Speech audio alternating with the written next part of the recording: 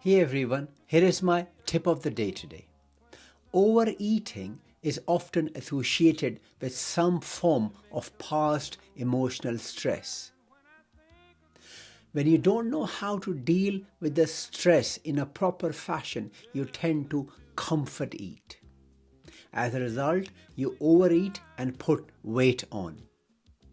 One of the biggest factors that's associated with stress response and overeating is when you are force fed as a child.